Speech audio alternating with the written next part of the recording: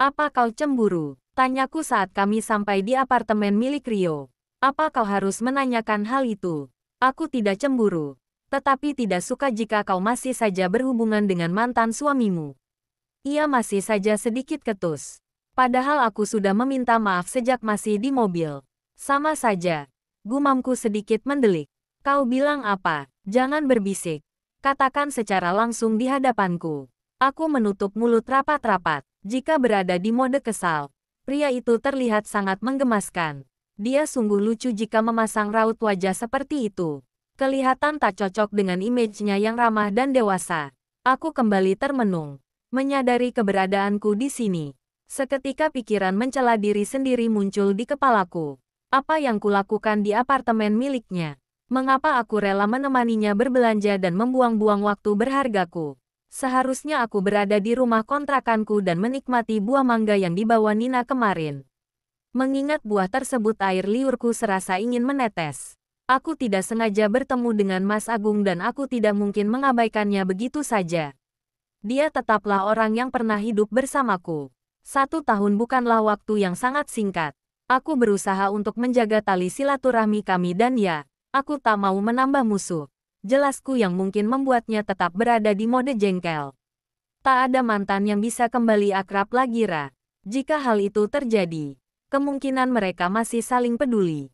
Saling peduli bukan berarti saling mencintai, yo. Sanggahku lagi. Kok kamu melunjak? Ia menatapku dengan tatapan jenaka. Iya. Yang muda lebih baik ngalah sama yang tua. Rio tiba-tiba mengusap puncak kepalaku yang ditutupi hijab dengan brutal. Bukan mengusap sih. Mengacak lebih tepatnya.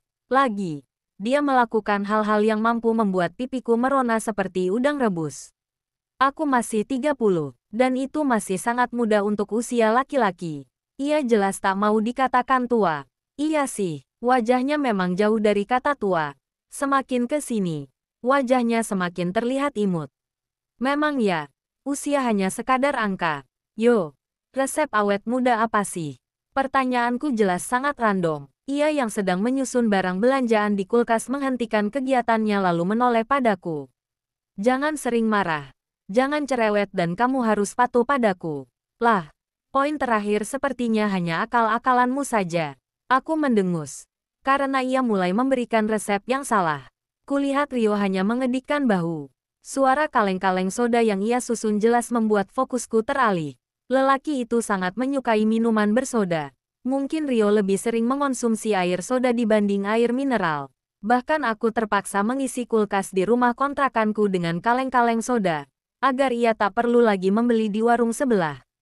Sebab, para tetangga akan bertanya yang tidak-tidak jika ia mampir.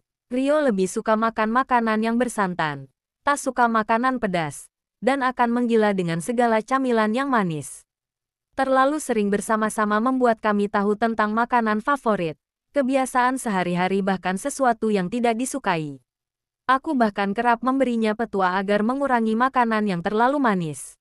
Bukan hanya itu, aku juga kadang merasa sedang cosplay menjadi seorang istri baginya.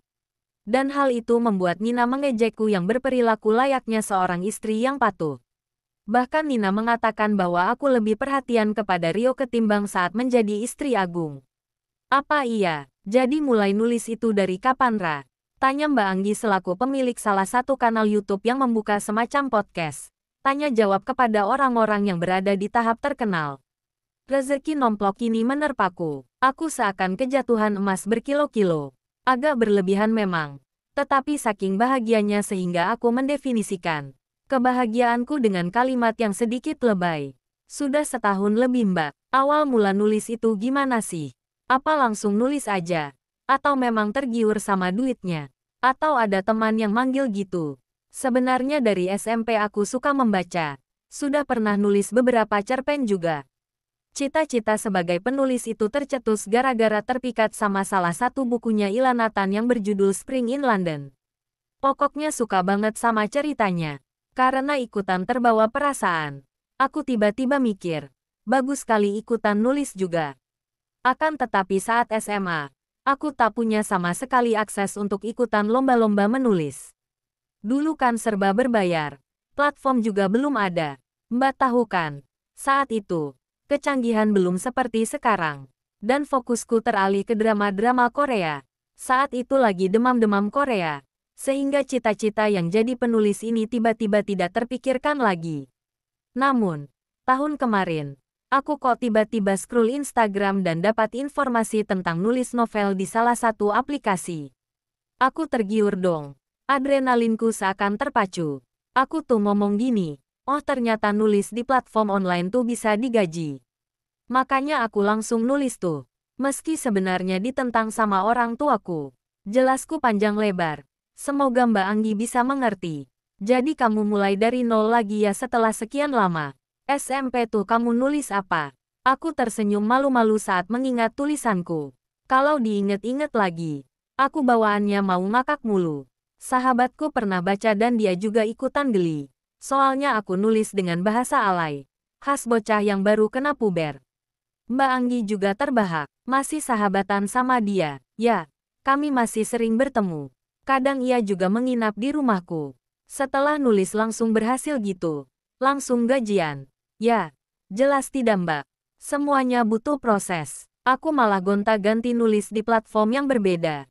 Cari yang lebih menguntungkan dan peraturannya tidak menyekak. Kan, ada peraturan platform yang membuat penulis terikat banget. Ada yang update-nya harus harian. Tidak boleh bolong. Ada yang cuma bisa ngambil libur 2 kali sebulan atau 4 kali sebulan asal tidak berturut-turut. Ada pula yang membebaskan penulis. Bisa update kapan saja. Akan tetapi gaji juga sesuai dengan apa yang kita lakukan. Oh, jadi buat teman-teman yang mau mulai nulis, bisa cari platform yang sesuai dengan kemampuannya ya. Bener banget Mbak, BTW. Katanya cerita kamu yang judulnya Love Summer, diadaptasi ke cerita yang berbau komik ya. Bener Mbak, sudah sampai episode 15 cus segera dibaca. Yaelah, promosi tipis-tipis ya. Mbak Anggi terbahak dan aku pun mengikutinya. Mbak Anggi bisa membuatku nyaman. Padahal aku adalah orang yang tak suka berada di depan kamera. Apalagi aku tahu bahwa rekaman kami akan ia upload ke kanal YouTube miliknya. Jadi sekarang sudah berpenghasilan ya dari menulis. Kan banyak tuh orang yang bilang kalau menulis itu sulit dapat duit. Alhamdulillah Mbak, sekarang sudah dapat gaji bulanan. Dari platform online dan juga dari komik digital. Kira-kira gajinya berapa? Tidak enak nyebutnya Mbak. Aku sedikit menolak. Gini deh, perkiraan aja. Nggak usah pasnya. Kalau penulis seperti aku sih, gaji tidak menentu Mbak. Kan sistem gajian di platform tergantung dari persentasi. Semakin tinggi persentasinya, semakin tinggi juga gajinya. Semakin banyak yang baca, semakin banyak pula dolarnya. Gini aja deh, gaji yang paling tinggi berapa dan gaji yang paling rendah berapa? Gaji paling tinggi tuh bisa sampai 2 digit dan gaji paling rendah, pernah di bawah 5 juta doang. Itu pun gaji pertama aku. Udah sama gaji yang di komik. Tidak Mbak, itu baru nulis novel aja. Wow, lumayan juga ya. Aku tidak pernah menyangka loh. Ternyata menulis juga bisa menghasilkan uang sebesar itu. Cus, aku kayaknya mau ngalih profesi nih. Tapi aku tidak bisa ngarang cerita. Ibaratnya begini nih. Di kepala tuh setiap adegannya kayak bagus banget. Tetapi saat dituangkan ke Word, tiba-tiba jatuhnya mirip catatan kebutuhan sehari-hari. Tidak ada greget-gregetnya. Orang yang baca bukan pada baper, malah lapar. Namanya juga pertama Mbak. Semuanya butuh proses dan proses tidak akan mengkhianati hasil. Aku kembali sok bijak. Semoga saja Nina tak menonton ini. Tapi aku penasaran Nira. Aku kan sempat tuh baca-baca cerita kamu yang judulnya Kesalahan Nikah Muda, itu. Dan awal babnya bikin aku emosi loh. Sumpah gede banget sama mertuanya. Si tokoh utama juga kayaknya kasihan banget ya. Orang tua yang toksik ditambah dengan mertua yang ngalahin ular berbisa. Udah klop banget tuh, dimana suaminya juga tidak peduli dan malah memilih untuk bertemu wanita lain di malam pertama. Kulihat Mbak Anggi mengambil ponselnya dan membuka aplikasi novel, lalu membuka karyaku. Ini bukan pengalaman pribadi kan? Kok aku menganggap ini seperti pengalaman pribadi? Apalagi si tokoh utama di buku kamu juga seorang penulis. Aku tertawa masam. Sepertinya tidak baik membicarakan ini di depan kamera. Aku tak mau membicarakan masalah pribadi dan aku juga sepakat dengan Mbak Anggi. Tetapi mengapa wanita yang ada di hadapanku ini menanyakan hal itu? Apa dia lupa? Ah, itu kisah orang lain, Mbak. Pungkasku berbohong. Oh, maaf. Seolah tersadar dengan ekspresiku. Ia langsung meminta maaf. Nanti di-cut Cora. Padahal, tadi sudah bilang tidak bakal bertanya tentang hal itu. Aku paham. Hubungan rumah tangga memang tak selamanya indah.